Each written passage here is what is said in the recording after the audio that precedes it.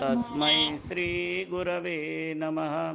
जय मंगलम जय नमः पार्वतीपति शिव हर हर महादेव। श्रीमद् जगद्गुरु पंचाचार्य महाराज की जय। संत शिरोमणि मन्मथ स्वामी महाराज की जय। सद्गुरु धारेश्वर महाराज की जय। सद्गुरु मल्लिकार्जुन शिवाचार्य महाराज की जय। भगवती जगदम्बा माता की जय। अन्नपूर्णा माता की जय। भारत माता की जय। गो माता की जय। अपने अपने माता पिता की जय। हर हर महादेव। श्री शिव परमात्म स्वरूप जगदद्य जगद्गुरु मूल पंचाचार्य मन्मथादि संत बसवादि प्रमथ सद्गुरु धारेश्वर तथा आदीश्वर शिवाचार्यांपासून मल्लिकार्जुन शिवाचार्य पर्यंतच्या गुरु परंपरेला अनंत प्रणाम करून आजच्या वाङ्मयी सेवेला आरंभ करीत आहे। आज जगभरातील जवळजवळ 14 देशात वेगवेगळ्या क्षेत्रात काम करत असलेल्या लोकांच्या सानिध्यात, अनेक सत्पुरुषांच्या सानिध्यात आणि ओम शांती प्रजापिता ब्रह्मा कुमारी आणि कुमार यांच्या सानिध्यामध्ये साधारण 12-13 हजार लोक आज या ठिकाणी उपस्थित आहेत आणि त्यांच्या उपस्थितीमध्ये एकता आणि निश्चय किंवा विश्वास या विषयावर आज संभाषण झालं। यामध्ये आज कर्नाटक प्रांतातील बरीचशी मंडळी उपस्थित होती, त्याचबरोबर नेपाळ आणि वेगवेगळ्या जवळजवळ 14 वेगवेगळ्या देशातील लोक या ठिकाणी उपस्थित झालेले आहेत। सर्वांसाठी हा एक आनंदाचा क्षण आहे। सृष्टी व्यवस्थित राहिली पाहिजे। या भूतलावर प्लास्टिकचा राक्षस आहे, झाडं संपत आहेत, वेगवेगळ्या प्रकारच्या आपत्ती येत आहेत आणि अणुबॉम्बसारख्या वेगवेगळ्या परंपरा, रोजचं युद्ध, यामुळे वातावरणाचं देखील खूप मोठं नुकसान झालेलं आहे। निसर्ग संपल्यामुळे ऋतुमानाचं नुकसान झालेलं आहे। या विषयावर सध्या चर्चा चालू आहेत। आपणही याच गोष्टीचा विचार करण्याची अत्यंत आवश्यकता आहे आणि हे कार्य करण्यासाठी आज जगभरातल्या अनेक देशांमधून या ठिकाणी लोक आलेले आहेत आणि हे सर्व लोक आपापल्या भक्तीनुसार, श्रद्धेनुसार अत्यंत निष्ठेने ओम शांतीच्या माध्यमातून जे भस्म लावणार आहेत भस्म लावतायत, गंध लावणारे गंध लावतायत, अबीर लावणारे अबीर लावतायत। ज्यांना ज्या ज्या देवाची अर्चना करायची घरात ते त्या कुलदेवतेची, कुलपरंपरेची परंपरा सांभाळून या ठिकाणी जसं इष्टलिंगाकडे पाहून आम्ही शिवत्राटक करतो, त्याप्रमाणे या ठिकाणी एक शिवबाबा या नावाने केशरी रंगाचा, तांबूस रंगाचा बल्ब आहे।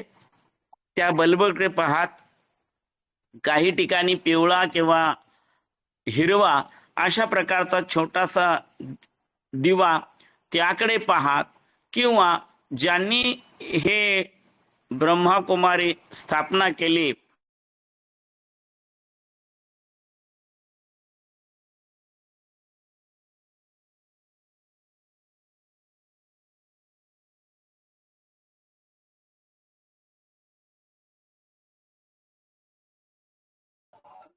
आवाज येतोय का माझी रेंज गेली आहे? नाही येत नाही आवाज। आप्पाचा येत नाही आवाज। बाबाचा येतोय थोड्या वेळानं।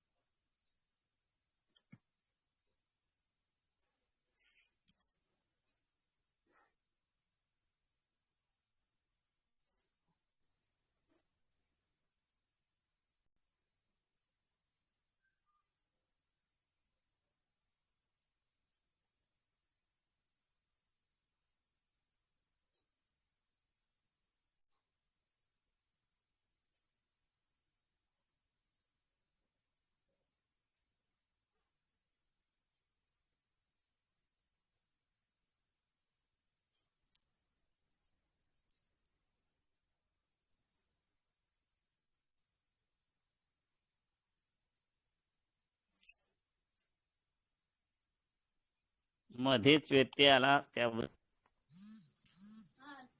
संयंत्र खराब असल्यामुळे थोडस आपल्याला ऐकायला येतं का पहा. येतंय आता. महाराज कुठपर्यंत आलो होतो. पिवळ्या लाल दिव्यांच्या पर्यंत आलतो. हा हा, ठीक आहे. या दिव्यांकडे पाहतात तर आम्ही वीरशैव लिंगायत मंडळी आपल्या करस्थळावरती किंवा आमच्या नजरेच्या समोर येईल अशा पद्धतीने आसनावर लिंग ठेवून त्या लिंगाकडे पाहतो. तर कित्येक लोक ओंकाराचा चित्र ठेवून, ओंकाराचा फोटो ठेवून, एखाद्या देवतेची प्रतिमा ठेवून त्याच्याकडे एकाग्र चित्ताने पाहण्याचा आपण प्रयत्न करत असतो. यामध्ये एकच गोष्ट निश्चित सांगितलेली आहे की आपण या ना त्या प्रकारे आत्म्याला जागृत करण्याचा प्रयत्न केला पाहिजे. प्रत्येक व्यक्तीला आत्मचैतन्य जागृत करणं अत्यंत आवश्यक आहे. शिव हे सर्वांचा अधिष्ठाता आहे. वागर्थाविव संपृक्त वागर्थ प्रतिपत्तये जगद पितर वंदे पार्वती परमेश्वर असं म्हटलेलं आहे. आणि त्याप्रमाणे शिव हा सर्वाचा आदिम अंतिम अशा प्रकारचा आहे आणि त्यांच्यापासूनच ब्रह्मा विष्णू रुद्र यांची निर्मिती झाली. त्यामधील ब्रह्मा कुमारी आणि ब्रह्मा कुमार यांच्या माध्यमातून हे कार्य करावं असं त्यांच्या म्हणणं आहे. तर त्याचबरोबर आमच्या संस्कृतीमध्ये जंगम आणि पंचम यांच्या माध्यमातून कार्य व्हावं अशी अवस्था सांगितलेली आहे. त्याचबरोबर वेगवेगळ्या आश्रम पद्धतीनुसार किंवा वेगवेगळ्या धर्म परंपरेनुसार सिया सुनी अशा पद्धतीने ज्या ज्या वेगवेगळ्या धर्मांच्या वेगवेगळ्या श्वेतांबर दिगंबर अशी परिस्थिती आपल्याला पाहायला मिळते. किंवा हिंदूंमध्ये शाकाहारी आणि मांसाहारी असे दोन प्रकार आपल्याला पाहायला मिळतात. सर्वच दृष्टीने जे लोक शिवभक्ती करणारे आहेत त्यांच्यामध्ये सुद्धा काही शाकाहारी आणि मांसाहारी लोक पाहायला मिळतात. देवीची भक्ती करणारे ते पण तशाच पद्धतीने आपल्याला शाकाहारी आणि मांसाहारी पाहायला मिळतात. गणपतीची अर्चना करणारे सुद्धा तशाच पद्धतीने शाकाहारी आणि मांसाहारी असं पाहायला मिळतात. जैन संप्रदायामध्ये पूर्णतः शाकाहार आपल्याला पाहायला मिळतो, परंतु त्यांच्यामध्ये दिगंबर आणि श्वेतांबर अशी अवस्था पाहायला मिळते. वीरशैवांमध्ये सुद्धा अकारणच लिंगायत आणि वीरशैव असे दोन भाग पडलेले आपल्याला दिसतात. एकूण काय तर आम्ही सर्व सनातनी धर्माचे असलो तरी सुद्धा शैव शाक्त वैष्णव सौर गाणपत्य या नात्याने आणि पुन्हा शाकाहारी मांसाहारी या नात्याने किंवा मग गुरु आणि भक्त या नात्याने आमच्यामध्ये दोन भाग झाल्याचे चित्र पाहायला मिळतं. तेव्हा हे सगळे भेदाभाव दूर झाले पाहिजेत. आमच्या धर्मग्रंथामध्ये म्हटलेलं आहे, जाती कुळ गोत्र न पाहे शंकर, भक्तांचे माहेर स्वामी माझा. हा स्वामी तिन्ही जगाचा आहे आणि त्याच्यासाठी भक्त हे समान आहे. तिथं जात कुळ गोत्र अजिबात पाहिलेलं नाही. आचार मार्गाची ठाई रावरंक सारखाची ठाई असंही संत म्हणतात. त्यामुळे इथं गरीब श्रीमंताचा सुद्धा विषय राहिलेला नाही. एवढेच आहे, नारी नरास कळिका येथे अधिकार असे देखा, तेथे वर्ण आश्रमाचा उपका काढू नये असं स्पष्ट सांगितलेलं आहे. आणि तशा प्रकारे वर्णाश्रम विरहित अत्यंत सुंदर अशी परंपरा पूर्वी होती. पण मध्येच आहार विहाराच्या निमित्ताने, योग्यायोग्यतेच्या निमित्ताने किंवा कदाचित त्यांच्यामध्ये असलेल्या व्यसन दुर्व्यसन या गोष्टीमुळे सुद्धा लोकांमध्ये फरक पडत गेला. पुन्हा त्यांच्यामध्ये गृहस्थी वेगळे राहिले, वानप्रस्थ वेगळे राहिले, संन्यस्त वेगळे राहिले. अशा पद्धतीने भेद आपल्याकडे होताना दिसतो.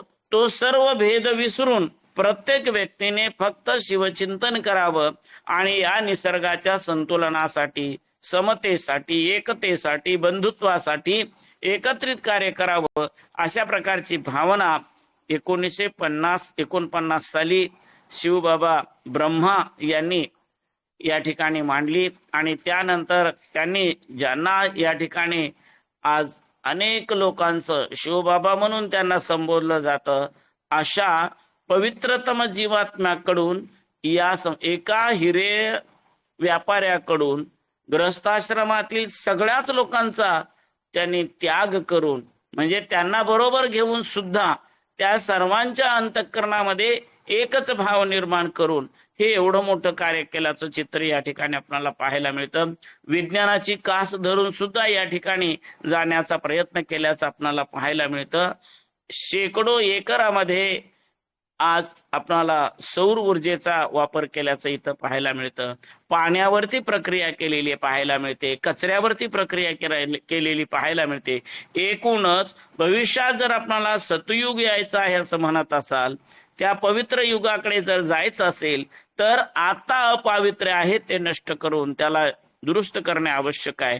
आणि ही गोष्ट प्रत्येक घराघरामधून झाली पाहिजे. आपण सर्वांनीच ही गोष्ट केली पाहिजे. परत आपल्या सर्वांच्याच धर्मामध्ये ही गोष्ट सांगितलेली आहे. स्वच्छता, पवित्रता सर्वत्रच या गोष्टीची आपणा सर्वांना आवश्यकता आहे. आणि संघटितपणा, सहनाववतु सहनौ भुनक्तु सह वीर्यं करवावहे तेजस्विनावधीतमस्तु मा विद्विषावहे. हे सांगण्यापाठीमागे सुद्धा हाच विचार आहे. हे आम्ही सर्वांनी लक्षात ठेवलं पाहिजे. देव होण्यासाठी देवाचे गुण आपल्यामध्ये आले पाहिजेत आणि देवाचे गुण समजण्यासाठी आपण त्याच्याकडे एकाग्र चित्ताने पाहिलं पाहिजे. एखाद्या व्यक्तीचं वरवर दर्शन झालं तर आपल्याला लक्षात येत नाहीये. खूप चांगली मुलगी दिसली म्हणून केली, पण आता खूप भांडण करते असं म्हणणारे अनेक कुटुंब आपल्याला पाहायला मिळतात. जसं सुनेला घरामध्ये आणण्यासाठी तिच्या गुणावगुणाचा विचार करावा लागतो आणि मग तिच्याशी आपल्या मुलाचा विवाह जोडावा लागतो, त्याचप्रमाणे आपणाला देवाशी नातं जोडायचं असेल तर जीवाच्या गुणावगुणांचा विचार केला पाहिजे. जर अवगुण असतील तर जीव कधीच तिकडे जाणार नाही. मग त्याच्यामध्ये सद्गुणांची निर्मिती केली पाहिजे, तरच जीवाचं आणि शिवाचं ऐक्य होणार आहे. या सद्गुणांची निर्मिती सदाचाराच्या निमित्ताने होते, शिवाचाराच्या निमित्ताने होते, लिंगाचाराच्या निमित्ताने होते, गणाचाराच्या निमित्ताने होते आणि सर्वात शेवटी भ्रत्याचाराच्या निमित्ताने होते. मला खूप इथं 1-2 दिवस एकदम वेगळाच अनुभव येतो आहे की जवळजवळ 60,000 भगिनी आहेत, 16,000 बंधू आहेत आणि हे सगळे लोक एक पैसा सुद्धा पगार न घेता इथे 30, 40, 50 वर्षपर्यंत सेवा करत आहेत. आणि केवळ शिवबाबांच्या नावावरती त्या त्राटकाकडे पाहत ज्या दिदी किंवा दादी ज्या वयोवृद्ध आहेत, प्रत्यक्ष बाबांच्या काळामध्ये ज्या होत्या त्या आता दादी म्हणून कार्य करतायत आणि नवीन ज्या भगिनी आहेत त्या दिदी म्हणून काम करताना आपल्याला दिसत आहेत.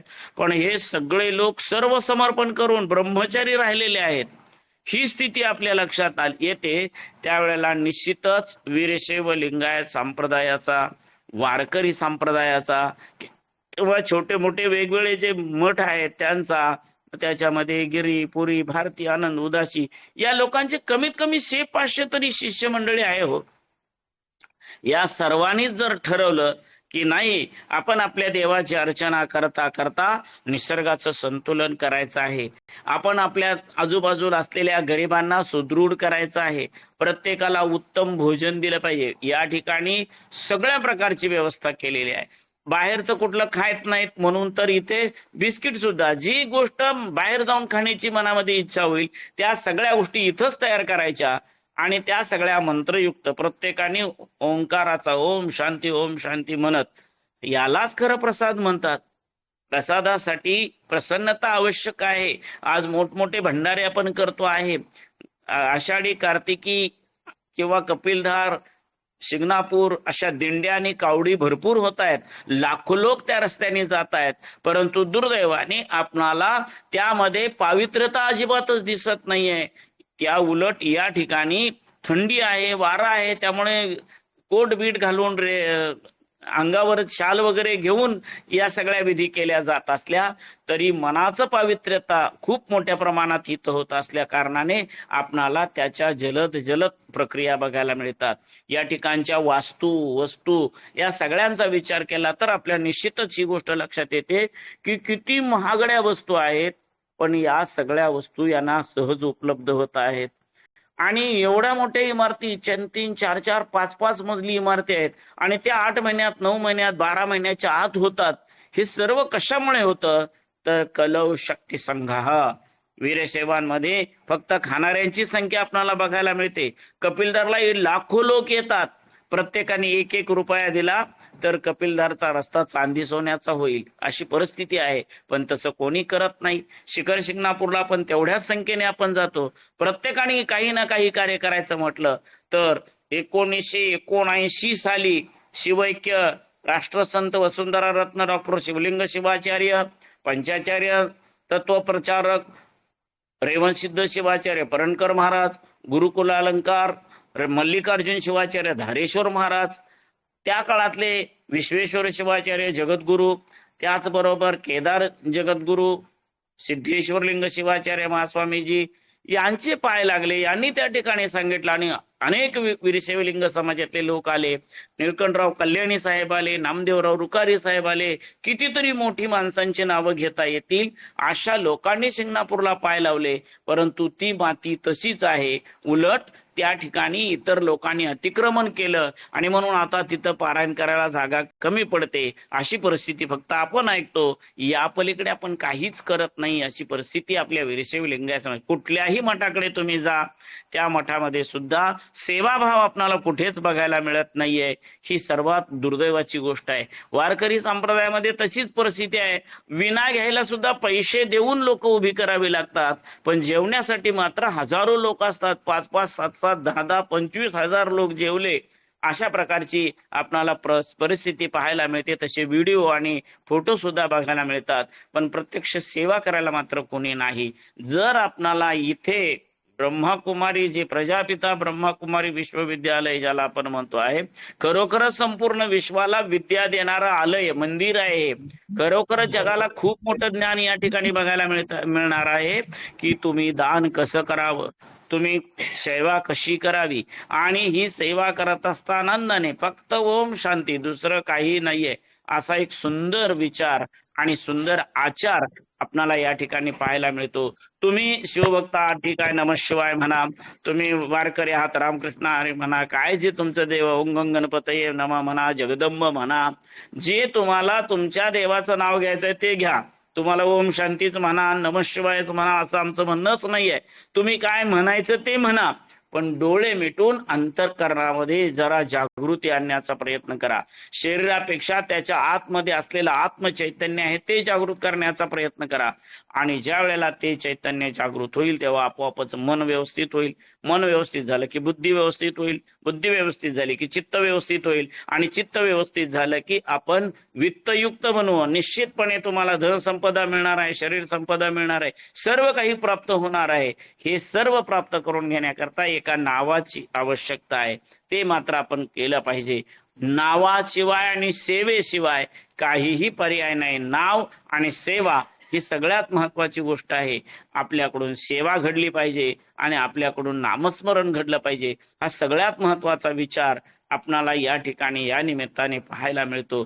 जे लोक ज्या ठिकाणी अशा प्रकारची सेवा होते त्या ठिकाणी बघा तुम्ही जैन लोकांमध्ये सुद्धा, परंतु तिथेही सेवा कशी असते तर ठराविक श्रीमंत लोक आहेत ते सगळे काय कार्य करत असतात आणि बाकीचे लोक नुसतं बघ्याची भूमिका घेत असतात. अनेक ठिकाणी वेगवेगळ्या धर्म संप्रदायामध्ये सुद्धा विचार केला तरी सुद्धा विकत पैसे घेऊन अमुक तमुक अशा पद्धतीनं काम होताना दिसतात. पण पूर्णतः सेवा समर्पण हा भाव जो आहे, ती विद्या ज्या ठिकाणी दिली जाते त्याचं नाव आहे प्रजापिता ब्रह्मकुमारीज विद्यालय, विश्वविद्यालय. खऱ्या अर्थाने संपूर्ण जगाला ज्ञान देण्याचं कार्य या ठिकाणी करत आहे. आमचे जगद्गुरु आहेत शिवाचार्य, शंकराचार्य, मध्वाचार्य, रामानुजाचार्य, अनेक प्रकारचे गिरीपुरी भारती, हे सगळे मठ मंदिर वगैरे आहेत. परंतु या सर्वांमधला सेवाभाव आता लोप झाल्याचं चित्र आपण पाहतो आहे. सेवा ही सगळ्यात महत्वाची गोष्ट आहे. सेवा केल्याशिवाय मेवा मिळत नाही असं म्हणतात, पण आता सध्या मात्र सेवा न करता मेवा मिळाला पाहिजे अशी आपली प्रवृत्ती निर्माण झाल्यामुळे आपणाला कोणत्याच क्षेत्रामध्ये यश येताना दिसत नाही. जर यश हवं असेल, सुख हवं असेल, निसर्गाचं संतुलन व्यवस्थित व्हावं असं वाटत असेल तर आम्ही आमच्यामध्ये सुधारणा करण्याची आवश्यकता आहे. आणि त्याचबरोबर आम्हा सर्वांना सेवाभाव ही सगळ्यात महत्वाची दीक्षा मिळणं अत्यंत आवश्यक आहे. जोपर्यंत सेवा आणि परस्पराबद्दल प्रेम, एकता, समता, बंधुता हा भाव जोपर्यंत आपल्या मनामध्ये येत नाही तोपर्यंत मात्र आपण उचित यश प्राप्त करू शकणार नाही किंवा उचित स्थानापर्यंत पोहोचू शकणार नाही. ते स्थान प्राप्त व्हावं, त्या ठिकाणापर्यंत जाता यावं आणि आमच्या जीवनाचं मांगल्य निर्माण करावं, खऱ्या अर्थाने आमचं जीवन पवित्र व्हावं असं जर वाटत असेल तर सेवा आणि नामस्मरण ही सगळ्यात महत्वाची गोष्ट आहे, ती आपल्याकडून घडावी अशा प्रकारची भावना व्यक्त करतो आणि हे अल्पस वाक्पुष्प सद्गुरुचरणी समर्पित करतो. ओम शांती शांती शांती. सद्गुरु धारेश्वर महाराज की जय. सद्गुरु मल्लिकार्जुन शिवाचार्य महाराज की जय. सद्गुरु आदिराज बाबा शिवाचार्य महाराज की जय. सद्गुरु नीलकंठ शिवाचार्य महाराज की जय. महाराज की जय. नमस्कार. नमः जय शिवाय. धारेश्वर. नमस्कार. नमस्कार.